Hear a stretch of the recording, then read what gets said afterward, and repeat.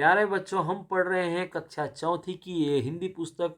और इसमें हम जो पढ़ने वाले हैं आज, वो है साहसी रूपा के विषय में, जो कि एक शर्मीली लड़की थी, लेकिन किस तरह से उसने अपनी साहस का परिचय दिया, अपनी सहपाठिन की जान बचाती है। तो ये सारी बातों को हम कहानी में हम समझते हैं।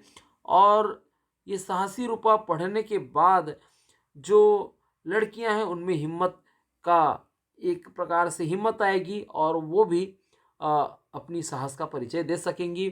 तो हम कहानी शुरू करते हैं। पाठशाला में एक नई लड़की आती है और अध्यापिका जो है कक्षा में उसका जो है परिचय करवाते हैं, और इसका नाम है रूपा, और वो इसी कक्षा में पढ़ेगी। फिर वे रूपा से बोलती हैं कि रूपा, तुम अपनी तुम्हारी सहेलियां तुम्हें बता देंगी कि कौन कौन से पाठ पढ़ चुके हैं, और कोई कठिनाई हो तो वो तुम्हारी सहायता कर देंगी। तो रूपा जो है बहुत कम बोलती है, चुप ही रहती है। और सभी सहेलियां उनसे बात तो करना चाहती हैं, लेकिन वो चुप चुप रहती है। लड़कियां भी 2-3 दिन तक उससे बात करने की कोशिश किए, और फिर अपनी अपनी सहेलियों में फिर मस्त हो गए। कौन किसी एक के पीछे में पड़े। तो उन्हें लगा कि रूपा किसी के से बात करना पसंद नहीं करती। तो एक दिन पाठशाला में पिकनिक का कार्यक्रम बनता है। तो सब ने सोचा रूपा तो नहीं जाएगी, क्योंकि वो बहुत कम बोलती है। लेकिन पिकनिक के दिन जो है रूपा ही सबसे पहले विद्यालय के जो फाटक के पास खड़ी थी, उसको जाने का मन था।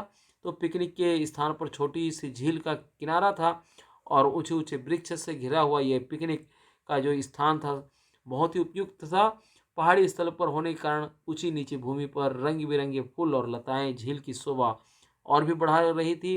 तो लड़कियों ने वहां पर पहुंचते ही हंसी और ठहाके लगाए, जिससे वातावरण जो है गूंजने लगी। इधर उधर दौड़ करके वो आने लगी और अपने लिए अच्छा अच्छा स्थान जो है खोजने लगी। अध्यापिका भी एक सुंदर जगह देख करके दरियां बिछवा दी, और कुछ लड़कियों वहां पर बैठकर हंसी मजाक कर रही थी। कुछ इधर उधर घूम करके प्रकृति की शोभा को निहार रही थी, आनंद ले रही थी। रूपा आज भी अकेली थी, और वह अपनी सहेलियों से अलग घूम रही थी।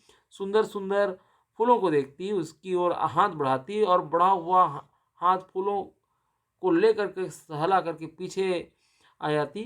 तो ये फूलों की क्यारियों से होती हुई लताओं के पास जाकर के ये बैठ गई। तो रूपा मन ही मन उस स्थान के सौंदर्य की प्रशंसा कर रही थी, किसी से बोल नहीं रही थी। तो अचानक उस समय जो है छपाक की आवाज आती है, और एक चीख जो है गूंज जाती है। रूपा उठ करके तेजी से आवाज की ओर दौड़ने लगती है, और झील के किनारे पर एक सफेद कपड़ा सा दिखाई देता है। तो वह उधर दौड़ने लगती है, और पास पहुंचते ही उसे बचाओ बचाओ की आवाज सुनाई पड़ती है। और उसने देखा कि उसकी जो सहेली है वो शांति है उसका नाम, वो झील में गिर गई है। तो वास्तव में झील के उस स्थान पर पानी कम था, कीचड़ अधिक था, एक तरह के दलदल था वो, जिधर लोग जो है कम ही जाते थे। रूपा ने जोर से आवाज लगाई, बचाओ बचाओ। उसने शांति से कहा, तुम धैर्यपूर्वक खड़ी रहो, मैं किसी को बुला लाती हूँ। परंतु शांति हाथ पांव पटक रही थी, वो घबरा गई थी, जिसके कारण से वो कीचड़ में और भी धंसती जा रही थी। रूपा ने एक क्षण कुछ सोचा, और अपने थैले से फल जो काटने का जो चाकू था उसको ले करके पास की लता को जल्दी जल्दी काटने लगी, रस्सी बनाने लगी। और जैसे ही लता कटी, उसने जोर से शांति की ओर फेंका और चिल्लाई, पकड़ लो शांति। और दोनों हाथ पकड़ करके कस करके उसने पकड़ लिया। शांति ने लता पकड़ ली, और फिर कीचड़ में पाँव मारने लगी। रूपा ने कहा, इसे पकड़े रहो, पाँव मत मारो, मैं तुम्हें धीरे धीरे अपनी तरफ खींचूंगी। तो रूपा लता को अपनी ओर खींचने लगी, और उसके साथ उसके हाथ जो है जगह जगह से कट रहे थे, उसका कुर्ता भी फट गया था। परंतु किसी बात की परवाह न की। और शांति को बाहर लाना कोई आसान काम नहीं था, पर रूपा ने हिम्मत नहीं हारी और धीरे धीरे खींचती रही।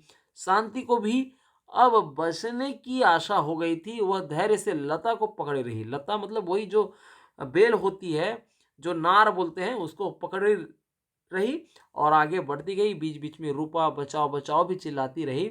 लोगों ने बचाओ बचाओ की आवाज सुनी, और वे इधर दौड़े।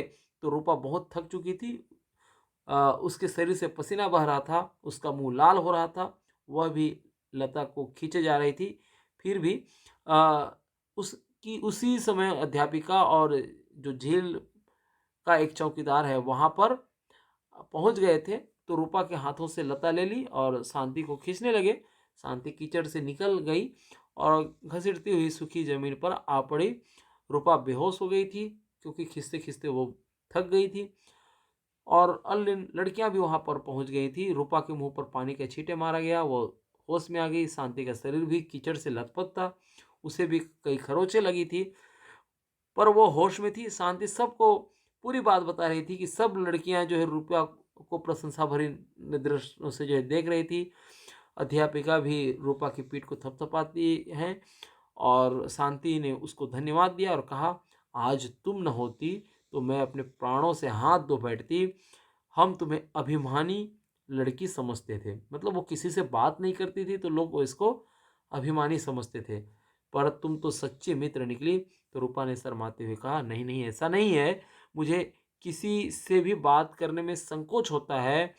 तभी एक लड़की बोली, हाँ, अब हम तुम्हें अभिमानी नहीं, शर्मिली कहा करेंगी।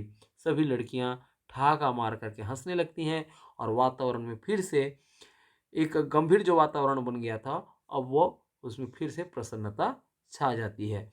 तो ये था पूरी कविता का सॉरी, कहानी का सार। साहसी रूपा के बारे में हमने पढ़ा। आशा है आपको जो है पूरी कहानी समझ में आ गई होगी। हमने कहानी को जल्दी बताने की कोशिश किया है, फिर भी यदि आपकी समझ में ना आई हो तो एक बार और आप पुनः इस वीडियो को देख सकते हैं और हम फिर से एक नई कहानी, कविता या कोई भी पाठ को लेकर के हम आते हैं। तो आप चैनल को सब्सक्राइब कर लें ताकि उसका नोटिफिकेशन आपको मिल जाएगा। बहुत बहुत धन्यवाद शुरू से आखिर तक बने रहने के लिए।